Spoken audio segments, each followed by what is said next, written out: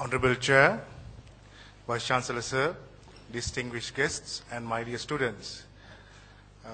What I'm going to do here today is actually to take 10 minutes or 12 minutes from yours, just to show how dangerous that the world we live and how dangerous that the region we live.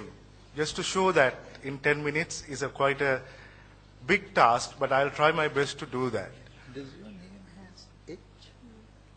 My topic is actually the post-Cold War nuclear weapons and safety culture in South Asia and its impact on security of non-nuclear weapon states. Actually, the background of my study says nuclear weapon states and non-nuclear weapon states, we call abbreviated in NNWS.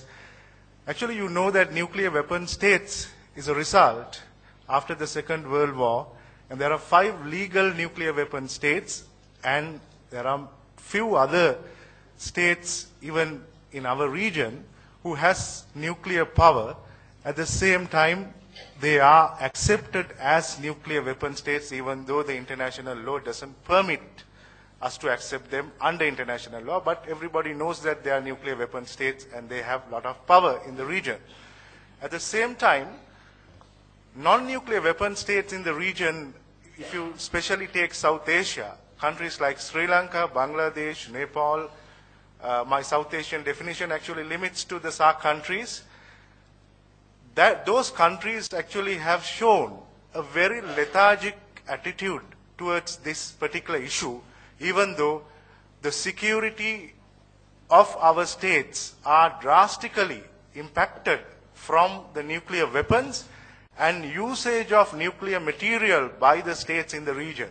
So my objective is to highlight this security threat and to give some thoughts what we can do about this issue. So there is a nexus between weapons, nuclear weapons, civil nuclear reactors and research reactors. Basically the scientific usage for the peaceful means of mankind on nuclear material and the objective of, destroying each other. But, yesterday's, the chief guest actually highlighted, hinted, fact that Sri Lanka will be going on cheap electricity or producing cheap electricity. So that hinted actually, that raised a question in mind that in future, Sri Lanka will also have these nuclear energy reactors as a solution for energy demand. But anyway, we can see a nexus or a link between the energy programs and the weapon programs. This is not being highlighted by the academic community of our countries, but we can see a lot of interactions are going on and a lot of underneath things are happening. At the same time, we can't talk openly about it. So what is the relevance to us? Because we are not a nuclear weapon state, we don't have, people might think, the policymakers might think we don't have any relevance. But the thing is, living next door to nuclear weapon states make such a huge difference in our security paradigm if we ignore this matter. At the same time, there is a consensus of nuclear weapon states that their objective, their prime national security objective is not being threatened into this particular component or the nuclearization of their nations by any other country. The particular nuclear doctrines of these states have very clearly denoted that if anybody comes against the interest of our states or nuclearization of our states, will be considered as a threat perception emanating from outside. So therefore, all the other states in South Asia are a bit reluctant to talk about it.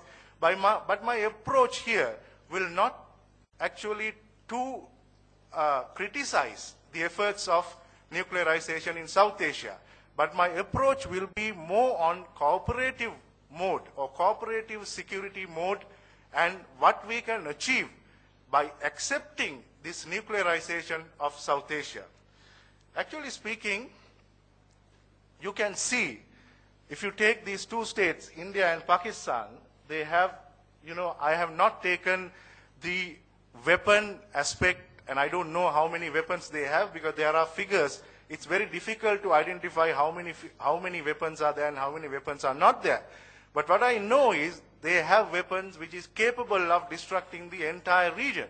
At the same time, they are operating on reactors, energy reactors, which is on civil nuclear issues.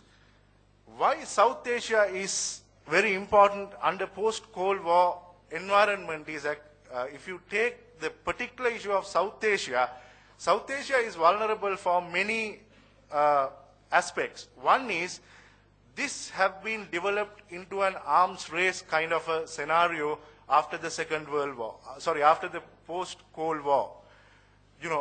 Post-Cold War scenario actually have taken or given strength to these two nations to go head on and take this nuclear option as one of their security or their primary security option, and it has built up their nuclear weapons.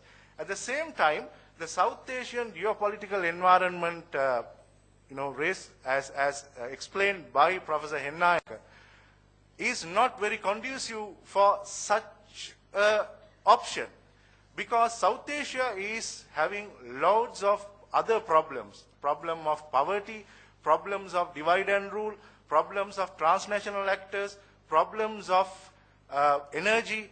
All these problems we have kept aside, and the powerful states have decided that we will go on nuclear because they want to develop themselves as great powers in the international system. That is not a wrong thing to do.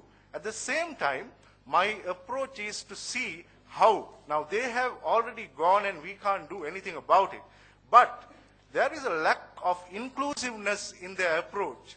India and Pakistan actually having their own rivalries, but they don't include the suburb states in their security paradigms.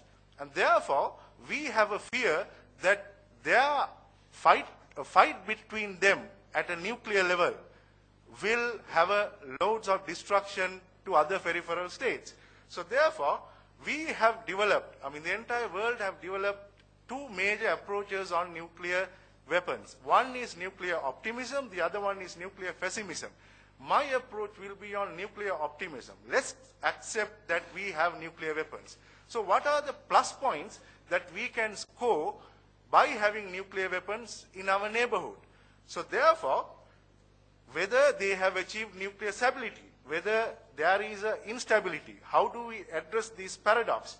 And can we manage this deterrent at strategic level, which has led to kind of instability at other sub-nuclear levels like border security and safety culture, that is, management of your nuclear reactors, whether we have enough resources, all these things we have to address in this entire gamut of issues.